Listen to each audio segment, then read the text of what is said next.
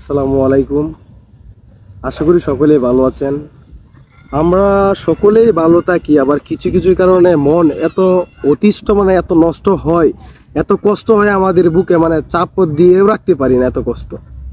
যেমন বর্তমানে সোশ্যাল মিডিয়ায় সাম্প্রতিক সময়ে একটা ঘটনা যে তুলপাড় চলছে, যে আমাদের পার্শ্ববর্তী রাষ্ট্র ইন্ডিয়াতে গণধর্ষণ। এই গণধর্ষণে আমি ভাষাহীন। ভারতে গণধর্ষণের ইতিহাস অনেক পুরনো, তবে আনুষ্ঠানিকভাবে গণধর্ষণ শুরু হয় গুজরাট দাঙ্গায় মুসলমান নারীকে দিয়ে। সর্বপ্রথম গুজরাটের দাঙ্গায় মুসলমান নারীকে দিয়েই এই গণধর্ষণটা শুরু হয়। 2002 সালে গুজরাট হিন্দু মুসলমানের দাঙ্গায় শত শত মুসলিম হত্যা করা হয় এবং দর্শন করা হয় শত শত মুসলিম নারীদেরকে। গণধর্ষণের শিকার হয় এই নারীরা। দর্শিত নারীদের মধ্যে একজন ছিল বিলকিস বানু, যিনি তখন গর্ভবতী ছিলেন। গর্ভবতী বিলকিস বানুকে 11 জন হিন্দু ছেলে, 11 জন হিন্দু যুবক মিলে গণধর্ষণ করা হয়েছে তাকে। এই 11 জন হিন্দু যুবকের বিরুদ্ধে মামলা হয়, গ্রেপ্তারও হয়। কিন্তু মোদী সরকার 2022 সালে ভারতের স্বাধীনতার 75 বছর উপলক্ষে এই 11 জন দর্শককে মুক্তি দিয়ে অফিসিয়ালভাবে দর্শনের স্বাধীনতা দেয়।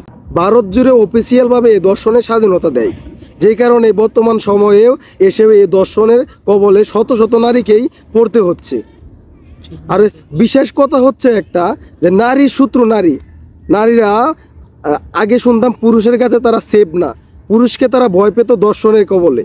কিন্তু এখন বর্তমান সাম্প্রতিক সময়ে আপনি এই যেই ঘটনাটা আমাদের সমাজে যে সোশ্যাল মিডিয়ায় চলতেছে, যে না একটা নারী হয়ে একটা নারীর এত বড় সর্বনাশ কিভাবে করতে পারে, কিভাবে একটা নারী কীভাবে মুখ চাপটে ধরে চোখের মনি দিয়ে রক্ত আসা পর্যন্ত মুখটা চাপটিয়ে ধরে রেখেছিল। আর গণধর্ষণ 18 থেকে 20 জন যুবক মিলে এই মেয়েটাকে ধর্ষণ করেছে। যেমন একটা যুবকের সর্বোচ্চ 5 থেকে 6 গ্রাম আপনার যে বীর্য, যে সিমেন্টগুলো হয়, সেই জায়গায় আপনার একটা মেয়ের শরীরে 150 গ্রাম সিমেন্ট, 150 গ্রাম সিমেন্ট পাওয়া গেছে। ভাই, এটা আমাদের বিবেকের তাড়নায় আমাকে বিবেকে নাড়া দেয়। আমরা কেমন মানুষ হলে এরকম একটা মর্মান্তিক কাজের সাথে জড়াতে পারি ভাই? এই একটা মেয়েকে গণধর্ষণ করে 150 গ্রাম যেই সিমেন্টটা পাওয়া গেছে, তাতে 18 থেকে 20 জন পুরুষ মিলে মেয়েটাকে ধর্ষণ করা হয়েছে।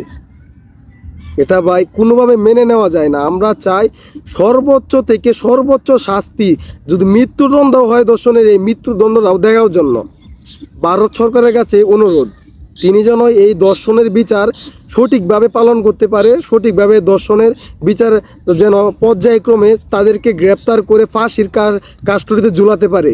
এটাই আমাদের প্রার্থনা।